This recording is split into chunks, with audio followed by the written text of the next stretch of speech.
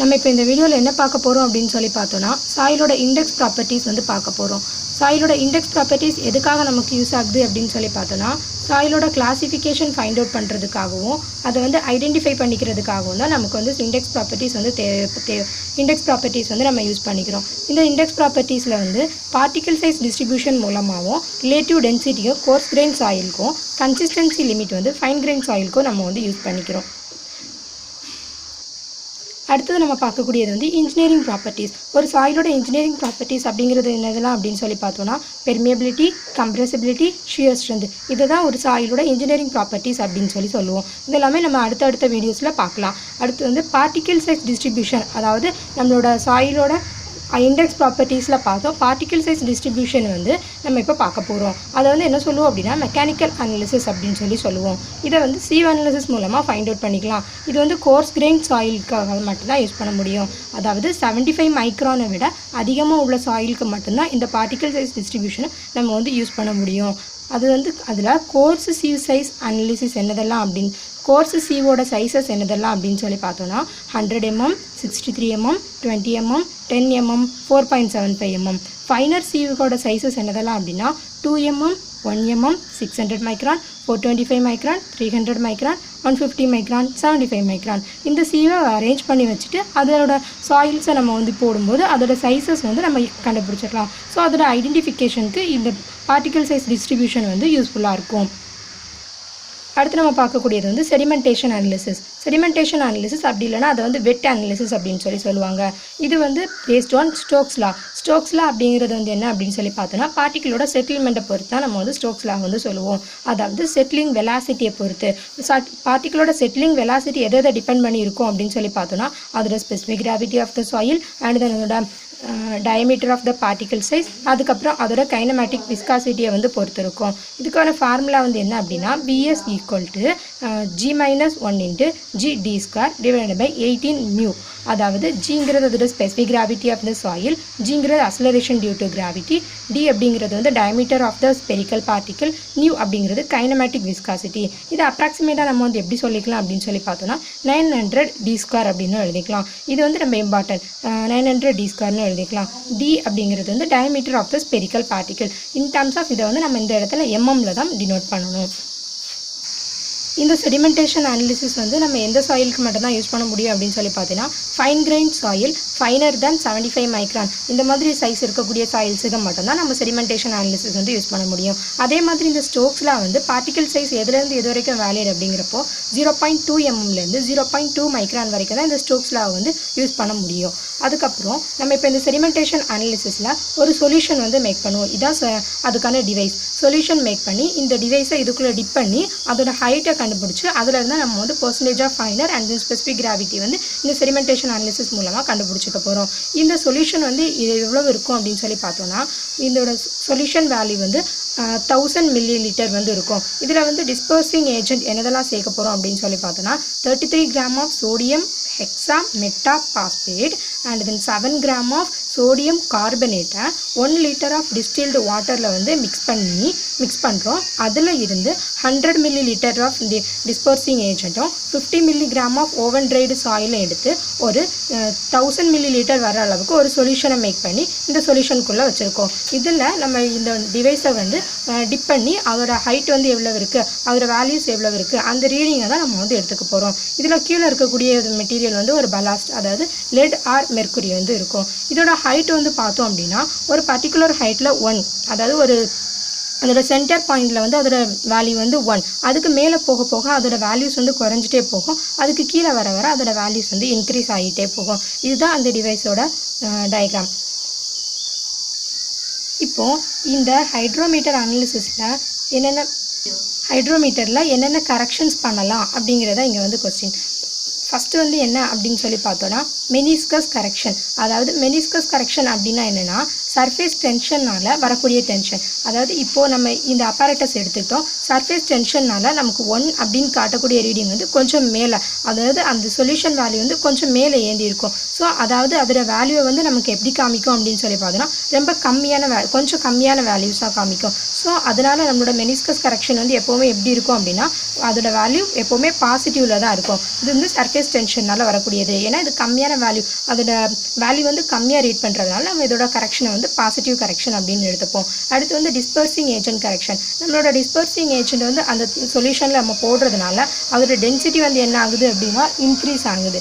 அதோட density increase ஆகுறதுனால இது வந்து ஹை வேல்யூவை மெஷர் பண்ணுறதுக்கான சான்சஸ் உண்டு. ஸோ அதனால் இதோட டிஸ்பர்சிங் ஏஜென்ட் கரெக்ஷன் எப்போவுமே எப்படி இருக்கும்னா நெகட்டிவாக இருக்கும். அடுத்து டெம்பரேச்சர் கரெக்ஷன்ஸ்.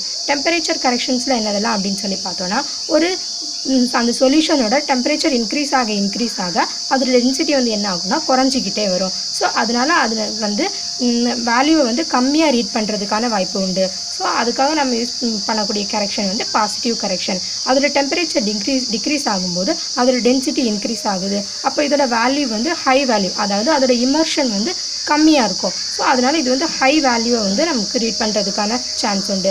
அதனால் நம்ம யூஸ் பண்ணக்கூடிய கரெக்ஷன் வந்து நெகட்டிவ் கரெக்ஷன். அதாவது நம்மளோட ஹைட்ரோமீட்டர் கரெக்ஷன்ஸ் என்னதெல்லாம் அப்படின்னா மெனிஸ்கஸ் கரெக்ஷன் வந்து positive, dispersing agent correction negative, temperature கரெக்ஷனில் வந்து டெம்பரேச்சர் இன்க்ரீஸ் ஆச்சு அப்படின்னா அதனால் வரக்கூடிய correction positive correction, temperature decrease ஆச்சு அப்படின்னா அதனால் வரக்கூடிய கரெக்ஷன் வந்து நெகட்டிவ் கரெக்ஷன். இதுதான் நம்மளோட ஹைட்ரோமீட்டர்ஸில் நம்ம பண்ணக்கூடிய கரெக்ஷன்ஸ். அதாவது அந்த ரீடிங்ஸ் நம்ம நோட் பண்ணதுக்கு அப்புறமா அதுக்கப்புறம் பண்ணக்கூடிய கரெக்ஷன்ஸ் தான் இதுதான். நம்ம இப்போ செடிமெண்டேஷன் அனாலிசிஸில் என்னென்ன லிமிட்டேஷன்ஸ் இருக்குது அப்படிங்கிறத வந்து பார்க்கலாம். அதாவது இந்த செடிமெண்டேஷன் அனாலிசிஸில் வந்து எந்த மாதிரியான பார்ட்டிக்கல் சைஸ் வந்து எதுக்கு மட்டும் தான் யூஸ் பண்ண முடியும் அப்படின்னா 0.2 mmலேருந்து 0.2 மைக்ரான் வரைக்கும் மட்டும்தான் யூஸ் பண்ண முடியும். அதுக்கு மேலே போனாலோ இல்லை கம்மியானாலோ இந்த செடிமெண்டேஷன் அனாலிசிஸ் வந்து யூஸ் பண்ண முடியாது.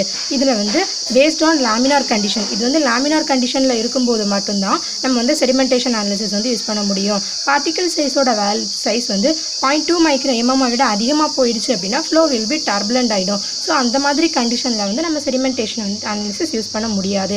அதே மாதிரி 0.2 மைக்ரானை விட கம்மியாயிடுச்சு அப்படின்னா அதில் வந்து ப்ரௌனியன் மூமெண்ட்ஸ் வந்து அக்கர் ஆகிடும். ஸோ அந்த மூமெண்ட் அக்கர் ஆகுறதுனால நம்ம வந்து செடிமெண்டேஷன் அனாலிசிஸ் வந்து யூஸ் பண்ண முடியாது.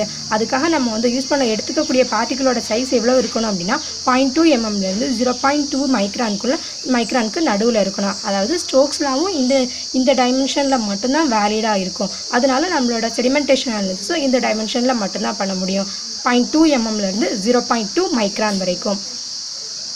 சரி, இப்போது செடிமெண்டேஷன் அனாலிசிஸ் பார்த்துட்டோம். அது ரிலேட்டடாக ஒரு ப்ராப்ளம் பார்க்கலாம். For a particle of diameter 75 micron, what will be the terminal velocity? Terminal velocity na settling velocity தான் இங்கே வந்து terminal velocity ன்னு கொடுத்துருக்காங்க. நமக்கு ஃபார்முலா தெரியும், Vs equal to 900 d². இதில் வந்து d யோட வேல்யூவை எப்படி எடுத்துக்கணும்னா in terms of mmல எழுதிக்கணும். அப்புறம் டேரெக்டாக நம்ம ஃபார்முலாவில் சப்ஸ்டியூட் பண்ணும்போது நமக்கு Vs செட்டிலிங் வெலாசிட்டியோட வேல்யூ வந்து கிடைக்கும். அதாவது 5 mm/s அப்படின்னு கிடைச்சிருக்கு நமக்கு. அடுத்து நம்ம பார்க்கக்கூடியது வந்து என்ன அப்படின்னா பார்ட்டிக்கிள் சைஸ் டிஸ்ட்ரிபியூஷன் கர்வ். அதாவது அதோட பார்ட்டிக்கிள் சைஸை பொறுத்து நம்ம வந்து எந்த மாதிரியான கர்வ் போடுறோமோ அதை வச்சு நம்ம சாயிலோட டைப்பு சொல்லுவோம். அதுதான் பார்ட்டிக்கிள் சைஸ் டிஸ்ட்ரிபியூஷன் கர்வ் அப்படிங்கிறது. அதோட particle size in terms of டிலையும் அதோட பெர்சன்டேஜ் ஆஃப் ஃபைனர் எவ்வளோ அதில் வந்து பெர்சன்டேஜ் ஆஃப் ஃபைனர் இருக்குது அப்படிங்கிறத பொறுத்தும் நம்ம வந்து கர்வ் போட்டிருக்கோம். ஃபஸ்ட்டு வந்து வெல்கிரேடட் சாயில். வெல்கிரேடட் சாயிலுக்கான கர்வ் வந்து இந்த சென்டரில் போட்டிருக்கக்கூடிய கர்வ் தான் வெல்கிரேடட் சாயில், இந்த மாதிரி போட்டிருக்கக்கூடியது. அதாவது இதில் வந்து பார்த்தோம் அப்படின்னா எல்லா டைப் ஆஃப் சாயிலும் பர்டிகுலர் பெர்சன்டேஜில் வந்து இருக்கும். இது வந்து லீனியராக இன்க்ரீஸ் ஆகிட்டு இருக்கு. ஸோ வெல்கிரேடட் சாயில் அப்படிங்கிறது soil contains all grade of soil in எல்லா பெர்சன்டேஜ்லையும் இருக்கும். அதுக்கடுத்து நம்ம பார்க்கக்கூடியது வந்து gap graded soil. Gap graded வந்து பார்த்தோம் அப்படின்னா இந்த செகண்டில் போட்டிருக்கக்கூடிய இந்த லைன் தான் கேப் கிரேடட், இந்த மாதிரி வரக்கூடியது கேப் கிரேடட் சாயில். இதில் வந்து என்ன அப்படின்னு சொல்லி பார்த்தோன்னா ஏதாவது ஒரு சைஸ் பார்ட்டிகல் சைஸில் ஏதாவது ஒரு சைஸ் மட்டும் எப்படி இருக்குது அப்படின்னு சொல்லி பார்த்தோன்னா எக்ஸஸாக இருக்குது. Excess of a certain particle and deficiency of the other. வேறு இருக்கக்கூடியது எல்லாமே எப்படி இருக்குன்னா டிஃபிஷியன்ஸியாக இருக்குது. ஸோ இதை வந்து நம்ம என்ன சொல்லுவோம்னா கேப் கிரேடட் சாயில் அப்படின்னு சொல்லுவோம். அடுத்து வந்து uniformly graded soil. Uniformly graded soil அப்படின்னா அது வந்து ஒரே கிரேட் மட்டும்தான் அதில் இருக்கும், மீதி வேறு இருக்கக்கூடிய கிரேட்ஸ் எதுவுமே இருக்காது. அதான் நம்ம வந்து என்ன சொல்கிறோம்னா யூனிஃபார்ம்லி கிரேடட் சாயில். அதாவது most of the particle are in same size, அதான் யூனிஃபார்ம்லி கிரேடட் சாயில் அப்படின்னு சொல்லக்கூடியது. இப்போ பார்ட்டிகல் சைஸ் டிஸ்ட்ரிபியூஷன் கர்வில் என்னதெல்லாம் பார்த்துருக்கோம்னா well graded soil, gap graded soil, uniformly graded soil. அடுத்து நம்ம பார்க்கக்கூடியது வந்து effective size and then effective diameter. Effective டயமீட்டரை வந்து நம்ம என்னென்னு சொல்லுவோம்னா D10, அதாவது 10% of the particle finer than the size. இந்த ஒரு பர்டிகுலர் சைஸ்லேருந்து 10% ஆஃப் த பார்ட்டிகிள் வந்து இதை விட கம்மியாக இருக்கும் அப்படின்னு சொல்லக்கூடியதான் எஃபெக்டிவ் சைஸ் அப்படின்னு சொல்கிறோம். And then coefficient of uniformity அப்படின்னா CU ஈக்குவல் டு D60/D10. இது வந்து இதோட CUவோட வேல்யூஸ் வந்து பர்டிகுலர் சாயிலுக்கு கொடுத்துருக்காங்க. யூனிஃபார்ம்லி கிரேடட் சாயிலாக இருக்கும்போது எதுலேருந்து எது வரைக்கும் இருக்கும் அப்படின்னு சொல்லி பார்த்தீங்கன்னா 1லேருந்து 2க்குள்ளே இருக்கும்.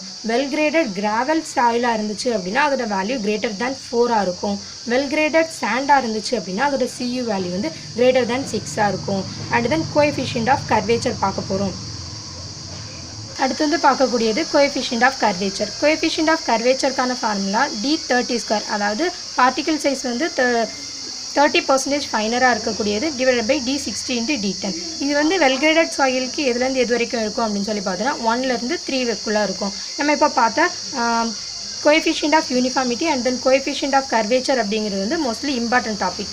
இது last time coefficient of curvature value வந்து லாஸ்ட் டைம் ஏயில் கேட்ட கொஸ்டின். அடுத்து நம்ம பார்க்கக்கூடியது relative density or density index ஐடின்னு சொல்லுவாங்க. இது வந்து மோஸ்ட்லி கோர்ஸ் கிரைன் சாயிலுக்கு தான் நம்ம வந்து யூஸ் பண்ணுவோம். இது வந்து எதுக்காக அப்படின்னு சொல்லி பார்த்தோன்னா அதோட டென்சிட்டியை வந்து கண்டுபிடிக்கிறதுக்காக நம்ம வந்து யூஸ் பண்ணக்கூடியது.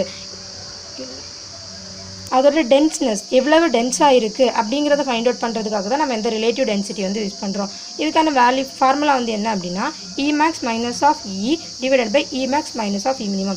Emax அப்படிங்கிறது வந்து என்ன அப்படின்னா மேக்ஸிமம் வாய்ட் ரேஷியோ, அதாவது லூசஸ்ட் ஸ்டேட்டில் அதோட வாய்ட் ரேஷியோ வந்து Emax அப்படிங்கிறது, E minimum அப்படிங்கிறது மினிமம் வாய்ட் ரேஷியோ, அதோட டென்சஸ்ட் ஸ்டேட்டில் அதோட வாய்ட் ரேஷியோ அப்படிங்கிறது வந்து E minimum. E அப்படிங்கிறது வந்து நேச்சுரல் வாய்ட் ரேஷியோ, நம்ம எதுவுமே காம்பேக்ட் பண்ணாமல் நார்மலாக அதோட வாய்ட் ரேஷியோ வந்து E அப்படின்னு சொல்லுவோம். இந்த ஐடிங்கிற ஃபார்முலா கூட லாஸ்ட் டைம் TRBயில் கேட்ட கொஸ்டின், இதுவும் இம்பார்ட்டன்ட் டாபிக். அதுக்கப்புறம் இதோட ரேஞ்ச் வந்து எதுலேருந்து எது வரைக்கும் இருக்கும் அப்படின்னு சொல்லி பார்த்தோன்னா 0லேருந்து 100%க்குள்ளே இருக்கும். அதோட ரேஞ்சை வச்சு நம்மளோட சாயிலோட டென்சஸ் சாயில் வந்து எப்படிலாம் நம்ம சாயிலை கிளாஸிஃபை பண்ணுறோம் அதோட டென்சிடஸை பொறுத்து அப்படின்னு சொல்லி நம்ம கிளாஸிஃபை பண்ணியிருக்கோம். ஐடியோட வேல்யூ லெஸ் தேன் 15 அப்படின்னா வெரி லூஸ் சாயில், 15லேருந்து 35 வரைக்கும் அப்படின்னா லூஸ் சாயில், 35லேருந்து 65 வரைக்கும் அப்படின்னா மீடியம் சாயில், 65லேருந்து 85 வரைக்கும்னா டென்சி சாயில், கிரேட்டர் தேன் 85 அப்படின்னா வெரி டென்ஸ் சாயில். அதே மாதிரி ரிலேட்டிவ் டென்சிட்டியோட வேல்யூவை வந்து அதோட காமா வேல்யூஸ் வச்சு சொல்லிக்கலாம். காமா வேல்யூஸ் வச்சு சொல்லும்போது gamma D max into gamma D minus gamma D minimum divide by gamma D into gamma D max minus gamma D minimum இப்படிங்கிற இந்த ஃபார்முலா மூலமாகவும் யூஸ் பண்ணிக்கலாம். இது ரிலேட்டடாக நம்ம இப்போ ப்ராப்ளம்ஸ் பார்க்கலாம். The minimum and maximum dry day unit weight of sand were to be found 14.71 and then 16.68 kilonewton per meter cube. The unit weight of corresponding to the relative density of 50%. இப்போ இதில் gamma d ஓட value வந்து கேட்டிருக்காங்க. எப்போ அப்படின்னா அது relative density 50% and then maximum and then minimum dry density ஓட values வந்து கொடுத்துட்டாங்க. நமக்கு இப்போ தெரியும் அதுக்கான ஈக்குவேஷன் வந்து என்ன அப்படின்னா gamma d max equal to gamma d minus gamma d minimum divided by gamma d into gamma d max minus of gamma d minimum into 100. இந்த ஈக்குவேஷனில் நான் இப்போ சப்ஸ்டியூட் பண்ணியிருக்கேன். ஐடியோட வேல்யூ வந்து 50%, gamma d maxோட வேல்யூ 16.68, gamma d தான் find out பண்ண போகிறது, gamma d minimum 14.71 divided by gamma d into 16.68 minus 14.71. இது வந்து gamma d ஓட வேல்யூ சப்ஸ்டியூட் ஃபைண்ட் அவுட் பண்ணேன்னா 15.65 kilonewton per meter cube. இந்த கொஸ்டின் லாஸ்ட் டைம் AE 2019 கேட்ட question. The difference between the maximum and the minimum void ratio of the sand 0.3. The relative density of the sand is 66.6%. At void ratio 0.4. Then find the void ratio in the loosest state. Loosest stateல அதோட void ratio எப்படி இருக்கும் அப்படின்னா மேக்ஸிமமாக இருக்கும். ரொம்ப compact பண்ணும்போது அதோட void ratio வந்து மினிமமாக மாறும். ஸோ நமக்கு இங்கே கேட்டிருக்க கொஸ்டின் வந்து என்ன அப்படின்னா E maxோட வேல்யூ வந்து கேட்டிருக்காங்க. கிவனில் என்ன கொடுத்துருக்காங்க அப்படின்னா the difference E maxுக்கும் E minimumக்கும் உள்ள டிஃப்ரென்ஸ் வந்து 0.3, அதோட ரிலேட்டிவ் டென்சிட்டி 66.6% and then நார்மலாக அதோட நேச்சுரல் வாய்ட் ரேஷியோ வந்து 0.4 அப்படின்னு சொல்லி கொடுத்துருக்காங்க.